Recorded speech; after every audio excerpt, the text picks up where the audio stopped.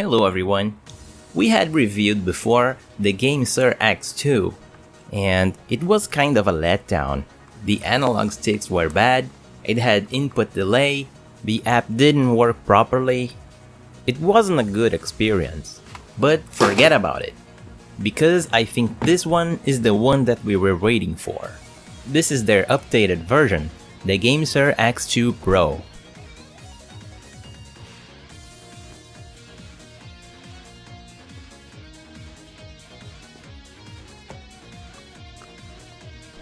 In the box, it looks exactly like the Gamesir X2.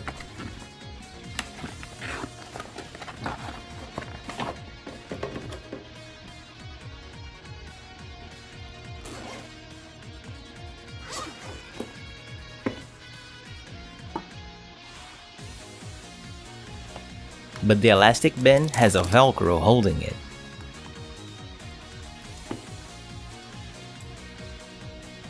And visually, the controller looks the same too. But you can already see here that it has analog triggers. And it added back buttons.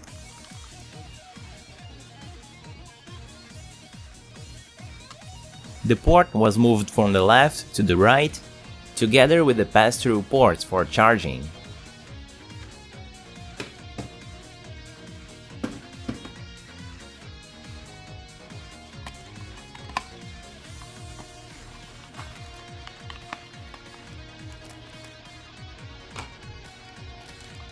In the accessories box, you have the same analog caps. And you get 1 month of Game Pass Ultimate.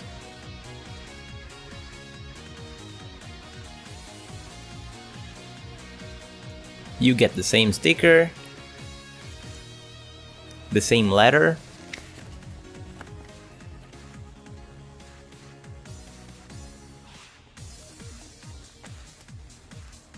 and let's take a look at the manual.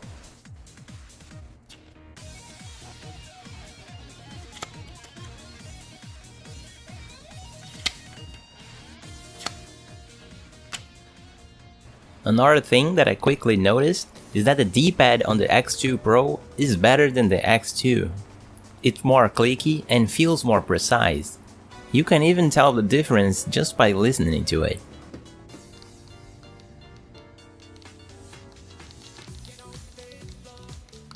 The main buttons are also slightly larger this time, but they're not only larger, they have something new.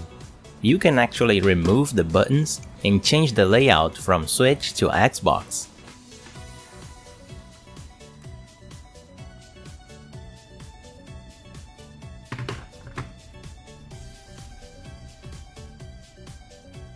You can see that the buttons have a small hole in the side. These are used for removing them. And they are secured by magnets. And they aren't that easy to remove, so you don't have to worry about them falling off.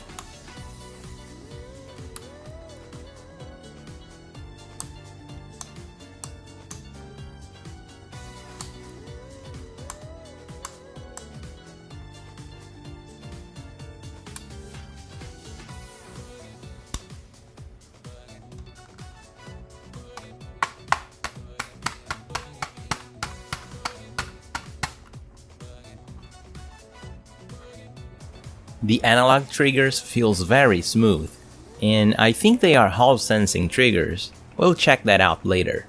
The position of the back buttons is good, and they have clicky switches. They can easily be pressed anywhere.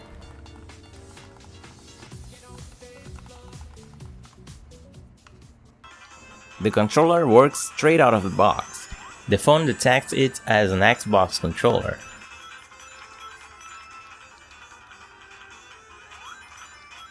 I still feel though that the ergonomy could have a slight change, to accommodate the D-pad in a better position.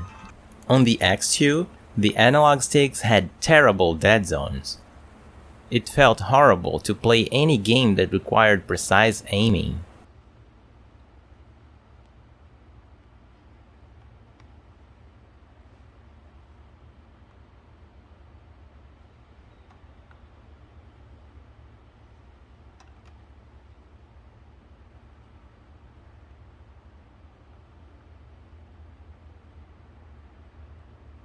And using the visualizer, I tried to draw a heart in the box, and you can see how bad the movement is. I tried the hardest I could, and it was impossible.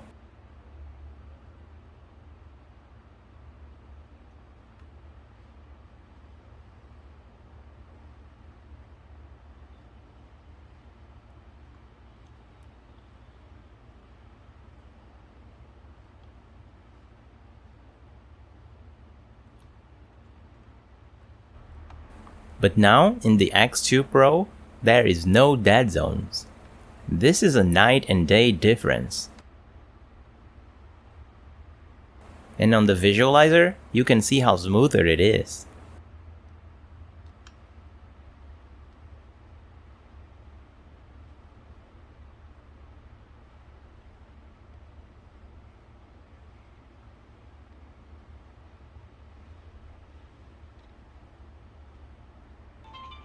Sadly, the pass-through port still won't work with headphones.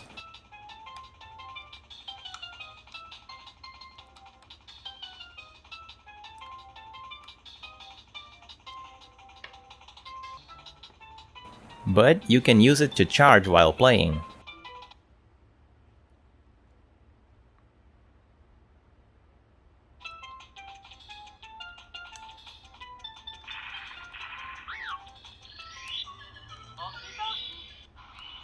And seriously, this sticks feels so much better.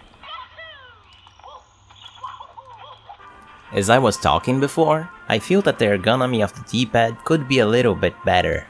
When trying to press the down backward diagonal, you must place your thumb in a really awkward position. I wish it was over here. And at least it should have a grip below the controller to facilitate holding it in another position. But now with the improved analog sticks, you can play using them instead.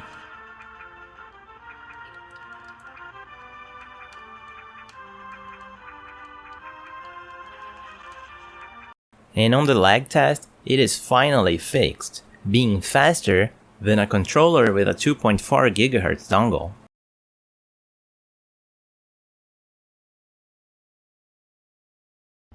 Also, this controller is 100% compatible with Xbox Cloud Gaming. And I have to say, this was my first time testing Xbox Cloud service, and it felt great.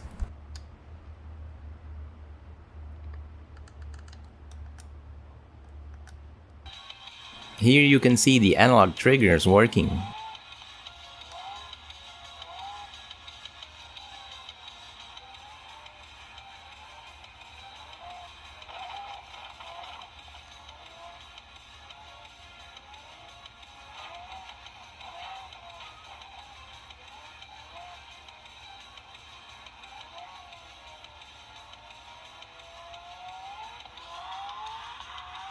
And you can see from the brake lights that the latency is pretty low.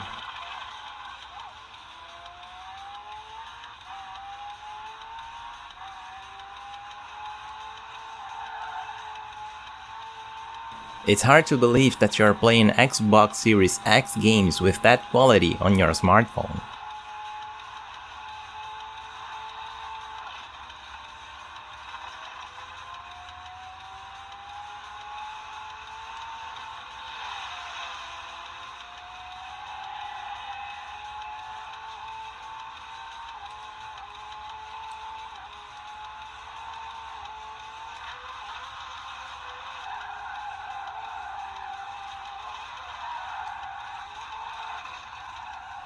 And again, I moved the camera here to show you how the lag feels.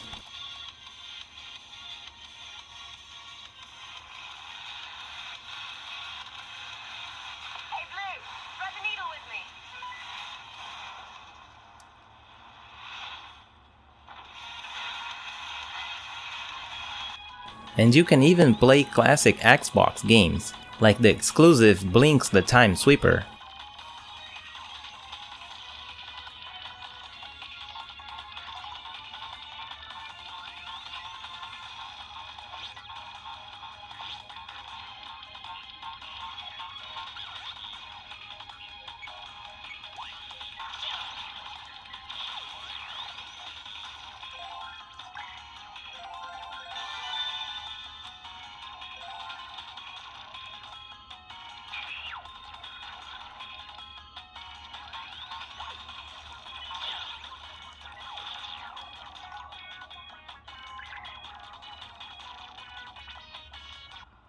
Here's Halo Infinite.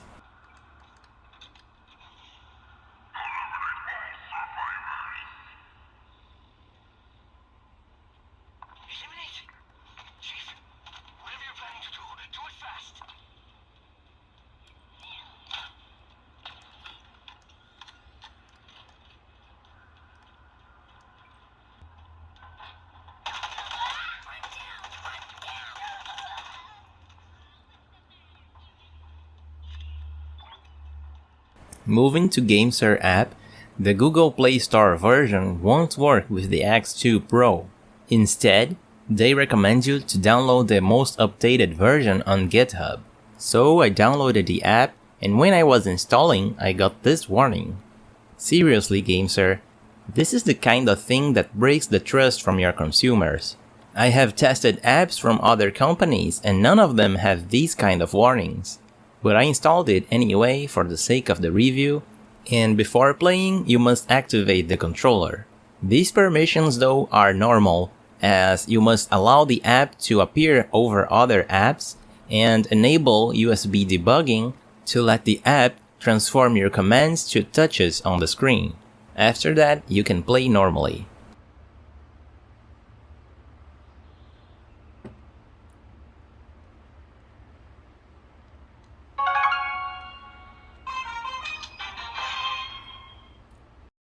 Here's how this game plays on the Gamesir X2.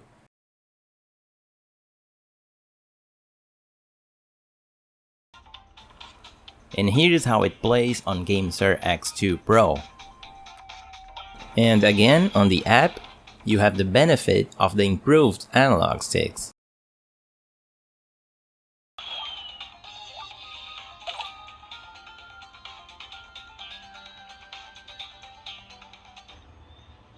I tried mapping the back button to another input on the screen and it can't be done, only with the main buttons.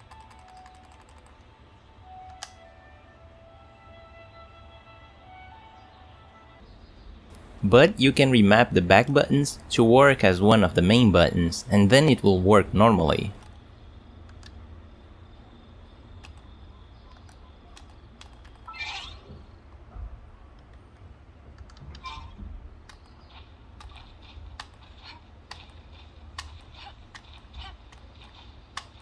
To remap a back button, just hold it together with the start and select buttons.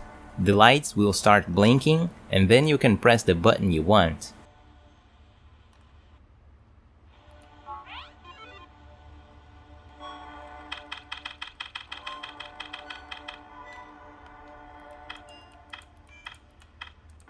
To remove, repeat the combination, but press the back button you want to clear.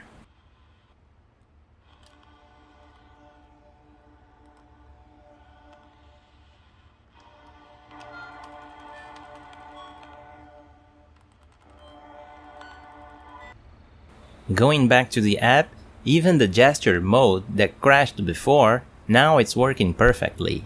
Here I recorded a pinching movement to let me zoom in or out.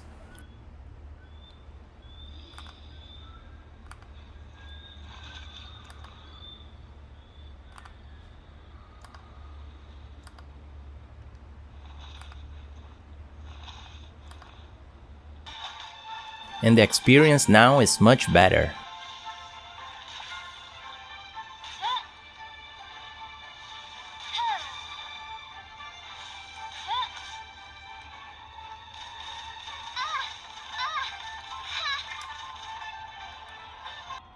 Another good point is that the analog triggers works with emulators too. On Super Mario Sunshine, holding it down all the way lets you aim while standing still, and with a light press lets you move around while shooting water.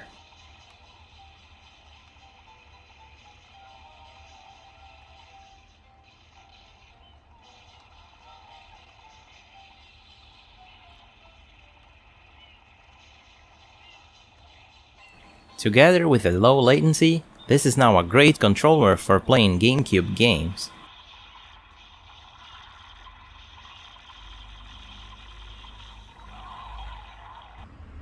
Speaking about Nintendo Switch emulation, The X2 Pro is not anymore compatible with the Yuzu emulator, which is understandable since now it is branded as an Xbox controller.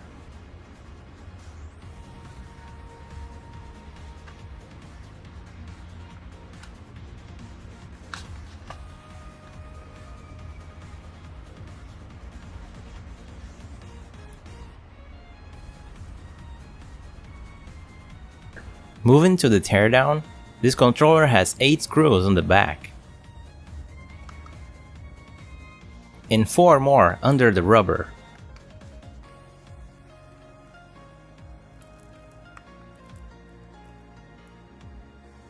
And it's really hard to tear down.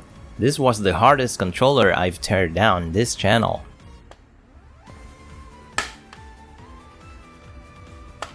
It is tightly secured from the inside. It was so hard to open that I was afraid I was going to break it.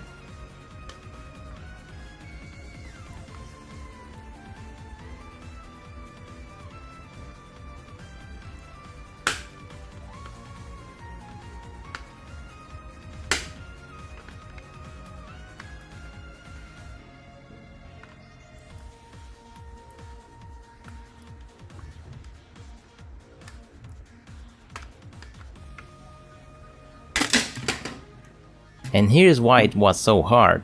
There are clips holding it from the inside.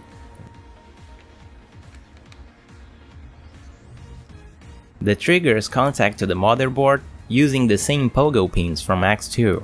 Here's a look at the back buttons. And you can see already that the triggers are indeed Hall sensing triggers. Here's a better look on the sensors.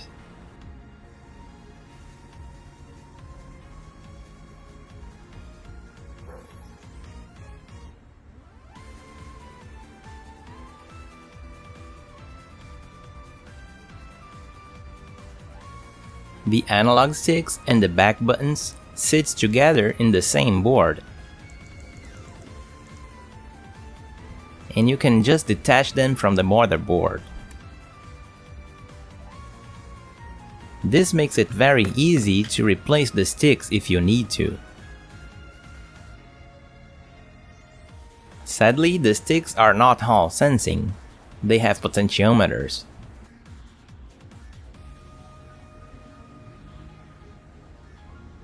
The analog sticks uses the same regular hole.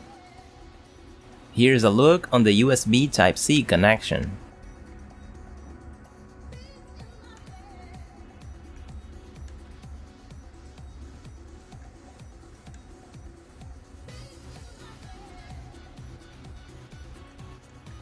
Here's the clicky dumb switches for the main buttons. And the shoulder buttons have KL switches. The shoulder button have a small rubber to protect the switch from heavy pressure. And the same goes for the face buttons. To get to the other side, there are 2 more screws under the stickers. And the connection between the 2 boards are made by these metal springs, just like on the X2. The other analog stick is also detachable, and the D-pad has a pivot in the center and the same rubber protections.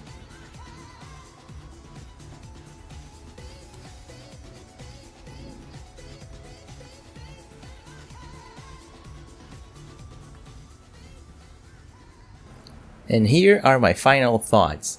If you wanted to get a telescopic style of controller, this is the one you should go for. Gamesir have shown that they've heard the feedback and improved their product, which is very nice to see. But I'd like to see an update to fix the analog sticks on the regular X2 and even the X3, as it suffered from the same problems. But now the Gamesir X2 Pro sits among the best gamepads in the market, and it offers more than its main competitor, the Razer Kishi V2, while costing $20 less. And that's all for this review. If you like that content, leave a like or a comment, and subscribe to the channel. Thanks for watching, and I'll see you next time.